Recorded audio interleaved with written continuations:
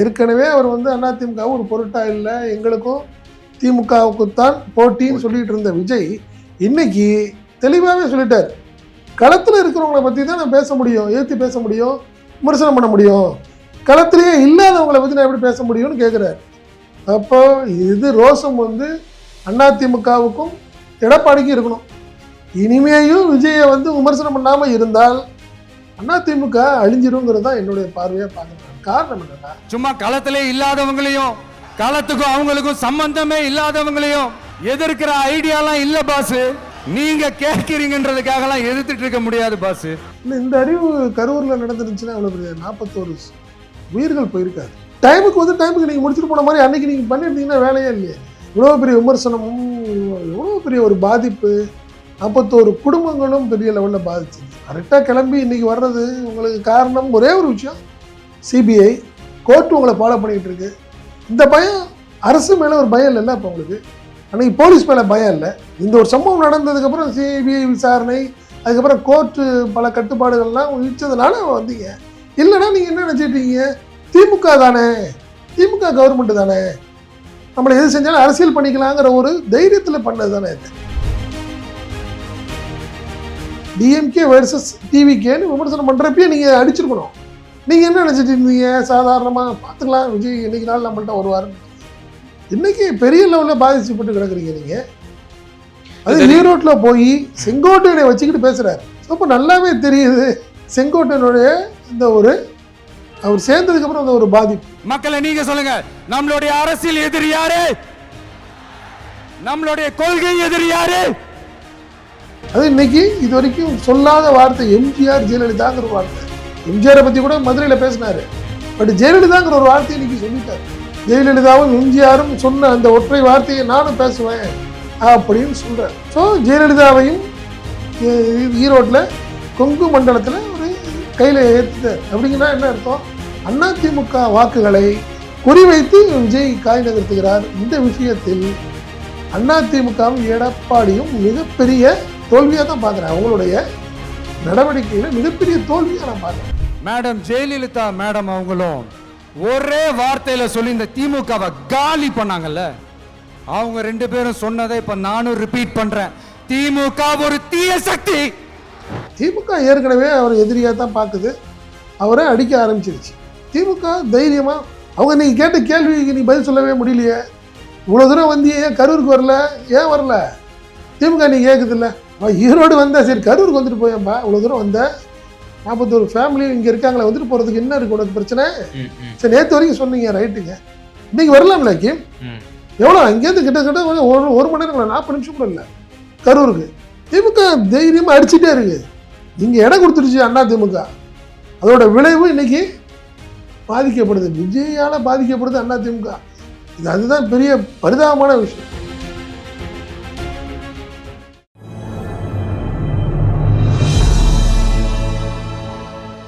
Tamil news நேர்களுக்கு வணக்கம். இன்றைய நேர்காணலில் நம்மோடு இணைந்திருப்பவர் தமிழ் நியூஸோட ஆசிரியர் மற்றும் பத்திரிகையாளர் திரு செந்தில் சார். சார் வணக்கம். வணக்கம் முக்கியம். வணக்கம் சார். தாவேகா தலைவர் விஜய் அவர்கள் ஈரோட்டில் பேசி முடிச்சிட்டாரு. செங்கோட்டையன் அவர்கள் எப்படிலாம் அவர் வந்து வரவேற்றாரு, பலரும் அந்த நிர்வாகிகள்லாம் எப்படி பேசினாங்க அதெல்லாம் பார்த்தோம். விஜயனுடைய கிட்டத்தட்ட ஒரு அரை மணி நேரம் அந்த பேச்சு முழுமையாக பார்த்துருப்பீங்க. முழு சாராம்சமா அதில் என்ன மையப்பொருளாக இருக்குன்னு நீங்கள் நினைக்கிறீங்க? இல்லை, இந்த அறிவு கரூரில் நடந்துருந்துச்சுன்னா அவ்வளோ பெரிய 41 உயிர்கள் போயிருக்காது. டைமுக்கு வந்து டைமுக்கு நீங்கள் முடிச்சுட்டு போன மாதிரி அன்னைக்கு நீங்கள் பண்ணியிருந்தீங்கன்னா வேலையே இல்லையாங்க. இவ்வளோ பெரிய விமர்சனமும் எவ்வளோ பெரிய ஒரு பாதிப்பு, 41 குடும்பங்களும் பெரிய லெவலில் பாதிச்சுது. கரெக்டாக கிளம்பி இன்னைக்கு வர்றது உங்களுக்கு காரணம் ஒரே ஒரு விஷயம், சிபிஐ கோர்ட்டு உங்களை ஃபாலோ பண்ணிக்கிட்டு இருக்கு. இந்த பயம் அரசு மேலே ஒரு பயம் இல்லைல்ல. இப்போ உங்களுக்கு அன்னைக்கு போலீஸ் மேலே பயம் இல்லை. இந்த ஒரு சம்பவம் நடந்ததுக்கப்புறம் சிபிஐ விசாரணை, அதுக்கப்புறம் கோர்ட்டு பல கட்டுப்பாடுகள்லாம் விதிச்சதுனால வந்தீங்க. இல்லைன்னா நீங்கள் என்ன நினச்சிட்டீங்க, திமுக தானே, திமுக கவர்மெண்ட்டு தானே, நம்மளை எது செஞ்சாலும் அரசியல் பண்ணிக்கலாங்கிற ஒரு தைரியத்தில் பண்ணது தானே இது. அதனால் இந்த அறிவு ஒரு கிட்டத்தட்ட ஒரு 2 மாதத்துக்கு முன்னாடி இருந்திருந்தால் வந்து ரொம்ப சந்தோஷமாக இருந்திருக்கும். அவர் கொஞ்சமாவது அதை மாற்றி இருந்திருக்கலாம். பட் இன்றைக்கி ஒரு விஷயத்தை அவர் தெளிவாக சொல்லிட்டார். இந்த விஷயத்தை பொறுத்தவரை, ஈரோடு நிகழ்ச்சியை பொறுத்தவரைக்கும் பார்த்தீங்கன்னா அதிமுகவுக்கு ஒரு மிகப்பெரிய ஒரு சறுக்கலாக தான் நான் பார்க்குறேன் இந்த நிகழ்ச்சியை பொறுத்த வரைக்கும். பார்த்தீங்கன்னா என்ன காரணம்னா, களத்தில் இருக்கவங்கள தானே பேச முடியும். களத்தில் இல்லாத ஒருத்தரை பற்றி நான் பேசுனா எப்படி பேசுவேன் அப்படின்னா, களத்தில் இல்லைன்னா ஏன் நீங்கள் அதிமுகவை விமர்சனம் பண்ணுறது இல்லைன்னு கேட்டதுக்கு பதில் தெளிவாக சொல்லிட்டார். ஏற்கனவே அவர் வந்து அதிமுகவும் ஒரு பொருட்டாக இல்லை, எங்களுக்கும் திமுகவுக்குத்தான் போட்டின்னு சொல்லிட்டு இருந்த விஜய் இன்னைக்கு தெளிவாகவே சொல்லிட்டார், களத்தில் இருக்கிறவங்கள பற்றி தான் நான் பேச முடியும், ஏற்றி பேச முடியும், விமர்சனம் பண்ண முடியும், களத்திலேயே இல்லாதவங்களை பற்றி நான் எப்படி பேச முடியும்னு கேட்குறாரு. அப்போ இது ரோஷம் வந்து அதிமுகவுக்கும் எடப்பாடிக்கும் இருக்கணும்.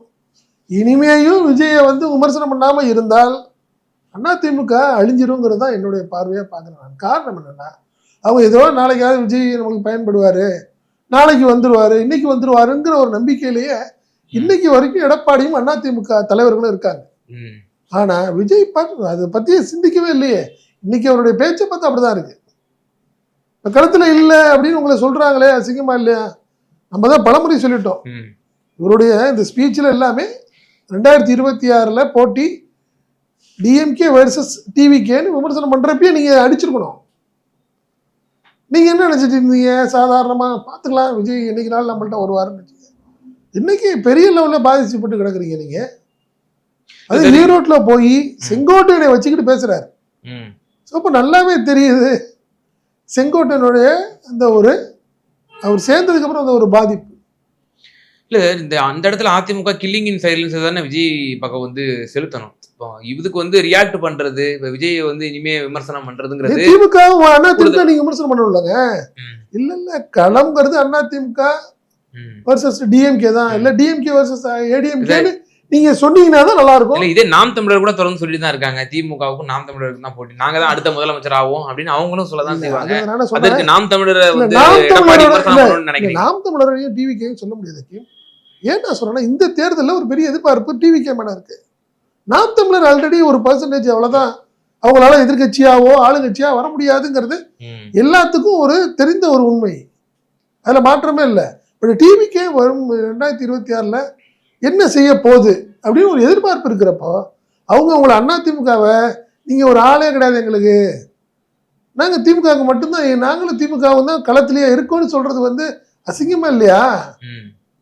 அது இன்னைக்கு இது வரைக்கும் சொல்லாத வார்த்தை எம்ஜிஆர் ஜெயலலிதாங்கிற ஒரு வார்த்தை. எம்ஜிஆரை பத்தி கூட மதுரையில பேசினாரு, பட் ஜெயலலிதாங்கிற ஒரு வார்த்தையை இன்னைக்கு சொல்லிட்டாரு. ஜெயலலிதாவும் எம்ஜிஆரும் சொன்ன அந்த ஒற்றை வார்த்தையை நானும் பேசுவேன் அப்படின்னு சொல்லி திமுக ஒரு தீய சக்தி அப்படின்னு சொல்றார். ஸோ ஜெயலலிதாவையும் ஈரோட்டில் கொங்கு மண்டலத்தில் ஒரு கையில் ஏற்றுட்டார். அப்படிங்கன்னா என்ன அர்த்தம்? அதிமுக வாக்குகளை குறிவைத்து விஜய் காய் நகர்த்துகிறார். இந்த விஷயத்தில் அதிமுகவும் எடப்பாடியும் மிகப்பெரிய தோல்வியை பார்க்குறேன், தோல்வியாக தான் பார்க்குறேன். அவங்களுடைய நடவடிக்கையில் மிகப்பெரிய தோல்வியாக நான் பார்க்குறேன். காரணம்னா, நாங்கள் தான் திமுகவுக்கு மாற்று சக்தி அப்படிங்கிற மாதிரியும், நீ எம்ஜிஆர் ரசிகர்களும் ஜெயலலிதா ரசிகர்களும் வாங்க. ஏன்னா நீங்கள் ஒரு வார்த்தை சொல்கிறார், என்ன சொல்கிறாரு? அண்ணா எம்ஜிஆருங்கிறது உங்களுக்கு சொத்து இல்லை பிரதர், எல்லாத்துக்கும் அவங்களுக்கு வேண்டியவங்க அவங்க, அதனால உங்களுக்கு மட்டுமே கிடையாதுங்கிறதையும் அதிமுக அவர் குத்துறாரு. நீ எம்ஜிஆருங்கிறத பயன்படுத்துகிற, நாங்கள் பயன்படுத்துகிறோம், நீங்கள் விமர்சனம் பண்ணவே கூடாது, கேள்வி கேட்குற தகுதி உங்களுக்கு இல்லைங்கிறார். ஸோ நீங்கள் என்ன வருது, கிட்டத்தட்ட அதிமுக கிடையாது, திமுக வர்சஸ் டிவிகேங்கிறத களம்ங்கிறத விஜய் திருப்பி திருப்பி சொல்லிக்கிட்டே இருக்காரு. இதை பார்க்கும்போது அதிமுக வீக் ஆகிட்டே போகிற மாதிரி தான் தெரியுது. இன்னொரு விஷயம் தெளிவாக சொல்கிறாரு, செங்கோட்டையன் வந்தது வந்து மிகப்பெரிய எங்களுக்கு பலம் அப்படின்னு சொன்னவர், மேலும் பலர் வரப்போகிறாங்கன்னு ஒரு இக்கண்ணா வச்சுட்டு போகிறார். எங்கேருந்து வருவாங்க? அதிமுக தான் வர போகிறாங்க, திமுக தான் வர போகிறாங்க. முன்னாடியே அந்த பேச்சுவார்த்தை நடந்துகிட்டு இருக்கு. உண்மையிலேயே மாற்றம் இல்லை. நீங்கள் சொல்கிறாங்களே, நீங்கள் நல்லா புரிஞ்சுங்களேன், நீங்கள் திமுகவை எதிர்த்து அரசியல் பண்ண 30 வருஷம் 40 வருஷம் இருந்தவங்க திமுகவுக்கு போக முடியாது. அதிமுக தலைவர்களை சொல்கிறேன் நான், செங்கோட்டை நிலைமையா தானே. இப்படி இருக்கிறவங்களுக்கு இன்னும் ஒரு மாற்று அப்படின்னு ஒரு வாய்ப்பு வந்து டிவிக்கே தான். பட் வந்து எந்த அளவுக்கு அவங்களுக்கு பலன் கிடைக்கும், எந்த அளவுக்கு வெற்றி கிடைக்கும் அதான் தெரியும். பட் ஆனால் அவங்களுக்கு ஒரு வாய்ப்பு கிடைச்சிருச்சு. இல்லை இப்போ இவங்களை யாரை வந்து மையப்படுத்தி அவர் சொல்றாரு விஜய் அவர்கள்? ஒருவேளை ஓபிஎஸ், இன்னும் வைத்தியலிங்கம் போன்றவர்கள் இருக்காங்க, இன்னும் பிரிந்தவர்கள் வெளியே இருக்கிறாங்க இல்லையா, அவங்களெல்லாம் மையப்படுத்தி சொல்றாரா, இல்ல அஇஅதிமுகவுக்கு உள்ள எடப்பாடி தலைமையை ஏற்றுக்கொண்டு இருக்கக்கூடிய உள்ள இருக்கக்கூடிய சிலரை நிறைய சொல்றாரா? பேர் சொல்றாங்க மாஃபா பாண்டியராஜன் பேச்சுவார்த்தை நடத்திட்டு இருக்காருன்னு சொல்றாங்க, ஒரு தகவல் சொல்றாங்க. ஓ, இது அவருக்கு ராஜேந்திர பாலாஜிக்கும் கடுமையான மோதல் இருக்கு, மோதல் இருக்கு. உட்கட்சி பூசல் ஒரு So, பக்கம் அதனால வெளியே போகணும்னு ஒரு மனநிலையில இருக்காரு அவரு. ம். அதனால மாஃபா பாண்டியராஜன் பேச்சுவார்த்தை நடத்திட்டு இருக்காரு ம். அப்படின்னு ஒரு வார்த்தை சொல்றாங்க. நீங்க வைத்திலிங்கம் அவர் வந்து இவர் ஓபிஎஸ் உடைய டெல்லி விஜயம் வந்து அவருக்கு பிடிக்கல. ஓ, பிஜேபி மீண்டும் போய் பேசுனதை வந்து வைத்திலிங்கம் ஏத்துக்கல. Okay. ஸோ அவரு கொஞ்சம் கடுமையான அதிருப்தியில் இருக்காரு. அவரும் வந்து தவேகா பக்கம் போகலாம் அப்படின்னு சொல்றாங்க. ஸோ அது மாதிரி இது எல்லாம் தாண்டி பலரும் பேசிட்டு இருக்காங்க செங்கோட்டையன்ட்ட அப்படின்னு சொல்றாங்க. ஆல் ஓவர் தமிழ்நாடு, கொங்கு மண்டலம் எல்லாம் கிடையாது, ஆல் ஓவர் தமிழ்நாடு பலரும் வந்து மாஜிகளே கூட. மாஜிக்களே பேசிட்டு இருக்கிறாங்க. ஓ, ஒன்றும் இல்லைங்க, அதிமுகவில் தாம்பரம் மாநகராட்சிக்கு எதிரான ஒரு ஆர்ப்பாட்டம் ஒரு 3 நாளைக்கு முன்னாடி அதில் ஆர்பி உதயகுமார் நடத்துனார். ஓ, மதுரைக்காரர் மதுரைக்காரர் இங்கே தாம்பரம். அப்போ என்ன அங்கே ஜெயக்குமார் இல்லைன்னு முடிவாயிடுச்சுல. ஏன் நல்லது கெட்டதுக்கு ஜெயக்குமார் போயிட்டு இருந்தாரு, ஆமா. போகல. அப்போ என்ன அர்த்தம் அது? இப்போ ஜெயக்குமாருக்கு அடுத்த ஆப்ஷன் என்ன இருக்கு அவரு? ஸோ அதிமுக நம்மளை ஒதுக்குதுங்கிறப்ப ஒரு அடுத்த ஆப்ஷன் தானே. இந்த மாதிரி விஷயங்கள் நிறைய நடந்துகிட்டு இருக்கு, அதனால மாற்றுக்கிறது கிடையாது. இப்போ மக்கள் எப்படி பார்ப்பாங்க? இப்போ அதிமுகவுடைய தலைவர்களை இவர் தன்வசம் படுத்திக்கிறாரு, நாங்க தான் வந்து மாற்று சக்தின்றாரு. ஜெயலலிதா அம்மையார் சொன்ன அதே ஃபார்முலாவை அதே பேச்சை இவரும் பேசுறாரு. திமுக தீய சக்தி, திமுக தீய சக்தி, தாவேகா தான் தூய சக்தி அப்படின்னு சொல்லி தன்னை ஒரு அடுத்த அதிமுகவை போல அந்த ஸ்பேஸ்க்கு நான் வரப்போறேன் அப்படின்னு ஒரு உருவகப்படுத்துறாருல்ல. இத மக்கள் ஏத்துப்பாங்களா? குறிப்பா சீமான் என்ன சொல்றாரு, இவருக்கு வந்து ஒரு தெளிவான ஒரு கொள்கையே கிடையாது. மக்களே கிடையாது, மக்கள்னே பேசாதீங்க. இந்த விஷயத்துல அதிமுக தொண்டர்கள் அவங்க வந்து பெரிய லெவல்ல வளர்ச்சி இல்லை. எடப்பாடி மேல ஒரு சோர்ந்து கிடக்குறாங்க. பொதுச்செயலாளர் வந்தது ஆனதுக்கு அப்புறம் தொடர் தோல்விங்க.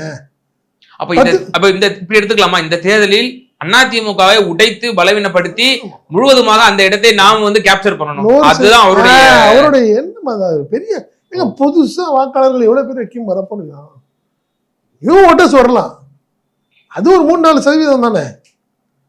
மற்றவங்க எல்லாமே ஏற்கனவே அங்கங்க அகாடமிட் ஆனவங்க.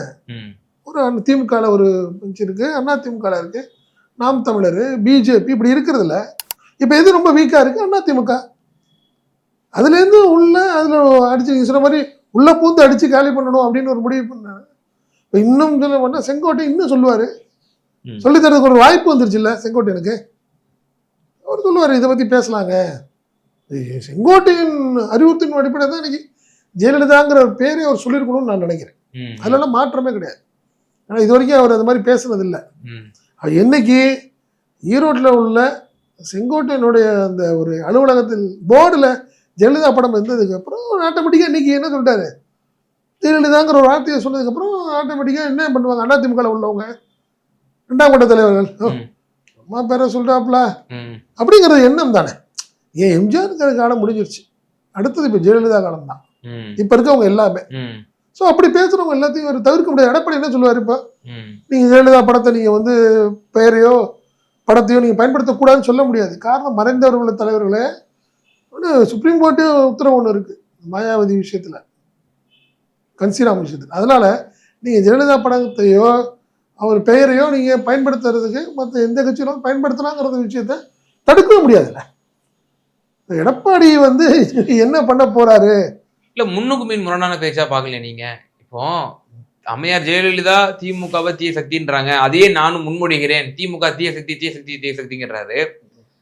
ஜெயலலிதா அம்மையாருடைய அந்த கோட்பாடு, அந்த கோட் பண்ண வேர்ட்ஸையும் ஒரு முன்மாதிரியா எம்ஜிஆர் சொன்ன கோட்பாடு ஜெயலலிதா அம்மையார் சொன்னாங்க அவர் சொல்றாரு. ஆனால் திமுக எதிராக கட்சி ஆரம்பித்த எம்ஜிஆர் ஃபர்ஸ்ட் சொன்ன வார்த்தை அது. இப்ப எனக்கு என்ன கேள்வி அப்படின்னா, இப்போ ஜெயலலிதாவை நீங்க தூய சக்தின்னு சொல்ல வரீங்களா? அவங்களும் வந்து சொத்து குவிப்பு வழக்குல தண்டனையை பெற்ற ஒரு A1 அக்யூஸ்ட் தானே. மறைந்த தலைவர்களை பத்தி விமர்சனம் பண்ணக்கூடாதுன்னு சொல்லுவாரு. கேட்டீங்கன்னா விமர்சனம் நிறைய இருக்குங்க ஜெயலலிதாவுக்கு நிறைய. இன்னைக்கு ஜெயலலிதா ஃபாலோவர்ஸ், ஜெயலலிதா தொண்டர்களை நம்ம பயன்படுத்திக்கணும்னு நினைக்கிறாரு, அது மட்டும்தான். நீ அதை தாண்டி விஷயங்கள் நீங்க பெருசா டீப்பா போய் ஜெயலலிதா நல்லவங்களா கெட்டவங்களாங்கிறதுக்கான டைம் இப்ப இல்ல. அதிமுக தொண்டர்கள் ரொம்ப வீக்கா ஃபீல் பண்றாங்க. அவங்களுக்கு ஒரு மாற்று சக்தி நான் தான், நீங்க என்கிட்ட வாங்க, நம்ம திமுக எதிர்ப்போம் வாங்கன்னு கூப்பிடுறாரு. அவ்வளவுதான் இது அடிப்படையான ஒரே ஒரு விஷயம். நீங்க அண்ணா திமுக வந்து எப்பயும் பாத்தீங்கன்னா பெரிய கொள்கை ரீதியெல்லாம் கிடையாது, திமுகவுக்கு எதிரான ஒரு கட்சி அப்படிதான் இருந்துச்சு. அதே மாதிரி இப்போ டிவிகேவை உருவாக்கப்படுத்துறாரு விஜய். கொள்கை ரீதியா என்ன இருக்கு டிவிகேக்கு? இன்னைக்கு என்ன வந்துருச்சு? இப்போ கிட்டத்தட்ட திமுகவுக்கு எதிரான ஒரே ஒரு கட்சி நாங்க தாங்க. நீங்க திமுகவை நீங்க தோக்கடிக்கணும்னு நினைச்சீங்கன்னா நீங்க வாங்க, என்கிட்ட வாங்க அப்படின்றதா. அதிமுக ஒரே கொள்கை தான், கண்மூடித்தனமான திமுக எதிர்ப்பு. அதை நாங்க செய்யறோம், நாங்க செய்யறோம். எங்க கிட்ட உங்கள்ட்ட தலைவர்கள்லாம் கிடையாது, உங்கள்ட்ட அந்த அளவுக்கு இல்ல, உங்க எடப்பாடி போயிச்சா வேஸ்ட் அப்படிங்கறதான நீங்க சொல்றாரு. களத்துல இல்லைன்னே சொல்றாரு. நீங்க என்ன பதில் சொல்ல போறாரு? நீங்க திமுக வந்து இன்னைக்கு திமுகவை கடுமையா விமர்சனம் பண்ணிட்டே இருந்தாரு. நான் ஒரே ஒரு வார்த்தை, இன்னைக்கு வந்து விஜய் சொன்ன அந்த ஒரு வார்த்தை அண்ணா திமுகவுக்கு மிகப்பெரிய ஒரு சவாலான ஒரு வார்த்தை. அது எப்படி அவங்க ஏத்துட்டு அவங்க என்ன பண்ண போறாங்கிறதா தெரியல. இல்ல, இன்னொரு சமூக ரீதியாகவும் ஒரு நுணுக்கமான ஒரு விஷயத்த கோட் பண்ணாருன்னு நான் நினைக்கிறேன் விஜய் அவர்கள். இன்றைய தினம் பேச்சுல தந்தை பெரியார் அவர்களை பற்றி சொல்லும் பொழுது, முதல் சட்ட திருத்தத்திற்கு வந்து வழிவகுத்தவர், போராட்ட களத்தை உண்டாக்கியவர் பெரியார் அவர்கள். அந்த இடஒதுக்கீடு சம்பந்தமான 1951 என்று என்னுடைய நினைவு சரியாக இருந்தால், அதை குறிப்பிடும் பொழுது பெருந்தலைவர் காமராசரும் அதில் வந்து ஒரு மிகப்பெரிய பங்கெடுத்தவர். பிரைம் மினிஸ்டரை கமாண்ட் பண்ணக்கூடிய இடத்துல இருந்தவர் பெருந்தலைவர் காமராசர் அவர்கள். நம்முடைய மாண்பு முதலமைச்சர் அவர்கள், கலைஞர் அவர்கள் இதுவரை முன்மொழியாத ஒன்றை முதலமைச்சர் சொல்றாரு, முதல் சட்ட திருத்தத்திற்கு அச்சாணியாக இருந்தவர் பெருந்தலைவர் காமராசர் என்று கலைஞர் கூறாததை மாண்பு முதலமைச்சர் மு க ஸ்டாலின் அவர்கள் கூறுகிறார். ஆனால் இவர் தந்தை பெரியாரை முன்னிலைப்படுத்துகிறார். இது வந்து என்ன? ஈரோட்ல பேசணும் ஒரே ஒரு விஷயம் தான், மஞ்சளை பத்தி பேசினாரு. ஆமா, அவருக்கு என்ன தெரியும் மஞ்சளை பத்தி? மஞ்சள் சாகுபடியை பத்தி ஏதாவது தெரியுமா? அதே மாதிரிதான் ஈரோடு மஞ்சளை பத்தி பேசணும். எங்க கொடியில இருக்கு பாருங்க மஞ்சள், எப்படி பேசுனதெல்லாம் பாத்தீங்களா நீங்க? அதே மாதிரிதான் பெரியார் கொள்கை தலைவர்னு ஏத்துக்கிட்டாங்க அவரை, கொள்கை வழிகாட்டிங்கிற அடிப்படையில. ஸோ ஈரோட்ல வந்து பெரியாரை பத்தி பேசாம போயிட்டா நல்லா இருக்காது. என்ன கொள்கை தலைவர்கள் 5 பேர்ல அவர் ஒருத்தர். அந்த அடிப்படையில சொல்ல விஷயத்த நீங்க விஜய் பேசுனதெல்லாம் பெரிய சீரியஸா எடுத்துக்கிட்டோம்னா ஒண்ணுமே கிடையாது. 10 நிமிஷம் பேச முடியுமா அவரால்? பெரியார் உண்மையிலேயே பெரிய கொள்கை ரீதியான கொள்கை தலைவராக ஏத்துக்கிட்ட பெரியாரை பற்றி மட்டும் அவரால் 10 நிமிடம் எந்த குறிப்பெல்லாம் பேச முடியுமா? நான் இன்னைக்கு அதனால அதை நீங்க பெரிய சீரியஸா எடுத்துக்கணும். சமூக நீதிக்காக போராடியவர் பெரியார்னு சொல்றதுக்கு பதிலா இடஒதுக்கீடு அப்படி இப்படின்னு அடிச்சு விட்டாரு. அதோட விளைவு. அதனால நீங்க இது பெரிய சீரியஸா எடுத்துக்கிறதுக்குலாம் ஏங்க இருக்கிற கூட்டம், அவரை பார்க்க வந்த கூட்டம் செல்ஃபி எடுக்கிறாரு, இன்னும் மாறல. என்ன செல்ஃபி எடுக்கிற தலைவன் எங்கேயா இருக்காங்களாங்க? நீங்க அவ்வளவுதான். நீங்க அந்த போய் அவங்கள்ட்ட போய் ஏன் இவ்வளவு சீரியஸா எடுத்துக்கிட்டு நம்ம இதை வந்து அதை சொன்னேன். திமுக ஏற்கனவே அவர் எதிரியா தான் பாக்குது, அவரை அடிக்க ஆரம்பிச்சிருச்சு. திமுக தைரியமா அவங்க நீங்க கேட்ட கேள்விக்கு நீ பதில் சொல்லவே முடியலையே. இவ்வளவு தூரம் வந்து ஏன் கரூருக்கு வரல? ஏன் வரல? திமுக நீ கேக்குது இல்ல, ஈரோடு வந்தா சரி, கரூருக்கு வந்துட்டு போயப்பா, இவ்வளவு தூரம் வந்த 41 ஃபேமிலி இங்க இருக்காங்களே, வந்துட்டு போறதுக்கு என்ன இருக்கு உனக்கு பிரச்சனை? சரி, நேற்று வரைக்கும் சொன்னீங்க, ரைட்டுங்க, இன்னைக்கு வரலாம்ல கிம்? எவ்வளவு அங்கேருந்து கிட்டத்தட்ட 1 மணி நேரம் 40 நிமிஷம் கூட இல்லை கரூருக்கு. திமுக தைரியமா அடிச்சுட்டே இருக்கு. நீங்க இடம் கொடுத்துருச்சு அண்ணா திமுக, அதோட விளைவு இன்னைக்கு பாதிக்கப்படுது, விஜயால பாதிக்கப்படுது அண்ணா திமுக. அதுதான் பெரிய பரிதாபமான விஷயம். ஆமா, இப்போ விஜய் அவர்கள் ஒரு கணிசமான ஓட்டு சதவீதம் வாங்குறாரு. சிலர் சொல்றாங்க 10, 12 அப்படின்றாங்க. நீங்கெல்லாம் 12 அந்த ரேஞ்சு தான் சொல்றீங்க. சிலர் 20, 25 ரொம்ப மிகைப்படுத்தலாம் சொல்றாங்க. இப்போ ஒரு 10% தோராயமா நம்ம எடுத்துக்கிட்டோம் அப்படின்னா அதுல கணிசமான வாக்குகள் அதிமுகவோட வாக்குகள் தான் இருக்கும். 100% அதெல்லாம் மாற்றுகிறது புதிய வாக்காளர்கள் மற்றும் அதிமுக வாக்காளர்கள் தான். அதுல ஒன்றும் மாற்றமே இல்லை. நல்லாவே தெரியுது அதிமுகவுடைய வாக்குகள் வந்து விஜய் பக்கம் சாய ஆரம்பித்ததுங்கிறத நல்லாவே தெரியுது. அதாவது சொல்றேன், நீ ஒரு வழி இல்லாமல் எடப்பாடியுடைய அவருடைய செயல்பாடு வருத்தத்தில் உள்ளவங்களையும் அவங்க எல்லாம் ஒரு வழி இல்லாமல் விஜய் பக்கம் சாயறதுக்கு நிறைய வாய்ப்புகள். 2026 தேர்தல் வந்துருச்சு. ஸோ இனிமேல் டைம் இல்லை அவங்களுக்கு. இந்த தேர்தலில் ஜெயிச்சே ஆகணும். கிட்டத்தட்ட 65-70 எம்எல்ஏக்கள் ஏற்கனவே இருக்காங்க. அட்லீஸ்ட் அவங்களாம் ஜெயிக்கணும்ல, அப்போதானே எதிர்க்கட்சி ஜெயிக்க வேண்டிய கட்டாயத்தில் இருக்காங்க. எல்லாமே கட்டாயம். ஸோ அதனால எல்லாமே ஒரு வருத்தத்தில் இருக்காங்க. அதனால ஒரு ஜெய் வந்து சாதாரணமாக சொல்லியிருக்க முடியாது. நிறைய பேர் வரப்போறாங்கன்னு சொல்ற வார்த்தை வந்து சாதாரணமா இருக்க வாய்ப்பு இல்லை. கொளுத்தி வர போட்டாரு, இந்த மாஞ்சிகள்லாம் கூட வருவாங்க, இல்ல வாய்ப்பு இருக்கு. அதான் சொல்றேன், 2-3 விஷயங்கள், 2-3 வேறு விஷயங்கள்ல வந்து செங்கோட்டையன் தான் இதுல முழுக்க ஒர்க் பண்றாரு. அவருடைய பிளானிங் அவர் தான் நினைக்கிறேன். அவரே பல பேர் அவரை பேசிட்டு இருந்தவங்கலாம் ஈரோடு நிகழ்ச்சியை நான் முடிச்சுக்கிறேன், நாம அதுக்கப்புறம் அதை பத்தி பேசுவோம்னு பலருக்கும் இந்த ஒரு 10 நாள் அவர் பதில் சொல்லியிருக்காரு. ஓ, என்ன அதனால நிறைய வாய்ப்புகள் இருக்கு.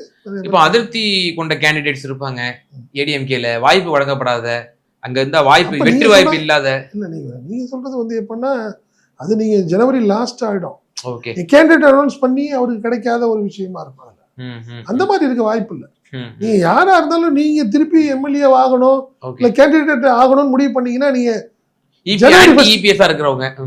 ஜனவரி ஃபர்ஸ்ட் வீக்குள்ள சேர்றதுக்கான வாய்ப்புகள் அதிகம். ஆனா அது இன்னொரு விஷயம், பிளஸும் இருக்கு மைனஸ் இருக்கு. ஏற்கனவே அவங்க செல்லா காசா அதிமுக இருக்கிறவங்க திருப்பி உட்கார வச்சுக்கிட்டாருன்னா என்ன இருக்கு அவருக்கு? ஆக்டிவான ஆட்களுக்கு மட்டும் தானே வாய்ப்பு. இப்போ செங்கோட்டையும் ஒரு ஆக்டிவான பாலிட்டிஷியன், இன்னைக்கு ஒரு சக்சஸ் பண்ணியிருக்காரு. என்ன நேற்று வரைக்கும் மரத்துல ஏறி இருந்தது, இன்னைக்கும் மரத்துல ஒரு பையன் மேல ஏறி அதுல பயம் வந்துருச்சு இல்லைங்க. அது ஒரு பெண்மையை பாராட்டணுங்க. கரூர் சம்பவத்துக்கு அப்புறம் பெரிய மாற்றம் அவர்கிட்ட இருக்கு.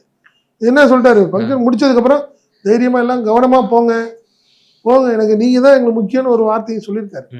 நீங்க அதனால செங்கோட்டையன் மாதிரி ரொம்ப ஒரு ஆக்டிவான பாலிட்டிஷியன் அவருக்கு கிடைச்சாதான். ஏனதானு சோர்ந்து கிடக்கிறவங்க, அந்த ஏன்டா ஒரு கேள்விப்பட்டது ஜேசிடி பிரபாகரன் சென்னையில அவர் சேர்க்க ட்ரை பண்ணல. அவரை மாதிரி ஆட்களால சேர்த்து அவருக்கு என்ன பிரயோஜனம்? உண்மையை சொல்றேன். அவருக்கு என்ன தனிப்பட்ட விஷயம், பொதுவாக ஒரு ஆக்டிவான ஆட்கள் இருந்தால் தானே கட்சியை வளர்க்க முடியும்.